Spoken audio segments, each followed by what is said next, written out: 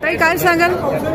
मी हेतल महेंद्र पाटील, राष्ट्रवादी काँग्रेस शरदचंद्रजी पवार यांच्या पक्षातून प्रभाग क्रमांक 6 मधून मी अर्ज उमेदवारीसाठी दाखल करण्यात आलेला आहे. प्रभागामधून बरेचसे कामे रखडण्यात आलेले होते, त्यामुळे मी तिथे रहिवासी असल्यामुळे मला ते कामे दिसून आले. तसेच माझे मिस्टर पत्रकार असल्यामुळे मला त्यांचा सपोर्ट भेटला आणि पूर्ण पत्रकार प्रतिनिधींमधून एकतरी व्यक्ती महानगरपालिकेत असावं अशी आमची सगळ्यांची इच्छा असल्यामुळे मी ही निवडणूक लढण्यास तयार आहे आणि विकासाच्या उद्देशातून मी ही लढाईसाठी तयार आहे, निवडणुकीसाठी तयार आहे.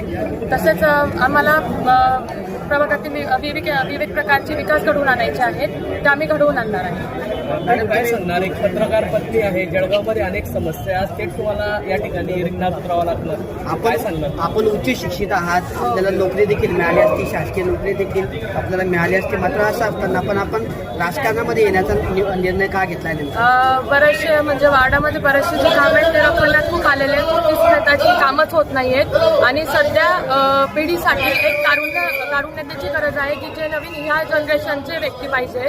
त्यामुळे माझी अशी इच्छा आहे की आम्ही जे अतिशय शिकलेले आहेत, जे आमचे लेटेस्ट एज्युकेशन झालेले आहे, आम्ही रिंगणात उतरून विविध प्रकारच्या ज्या समस्या आहेत वार्डातील त्यांच्या सगळ्यांच्या सोडून देण्यात आणि आम्ही सगळ्यांच्या समस्या सोडवून येऊ आणि आम्ही नक्कीच विजय करू.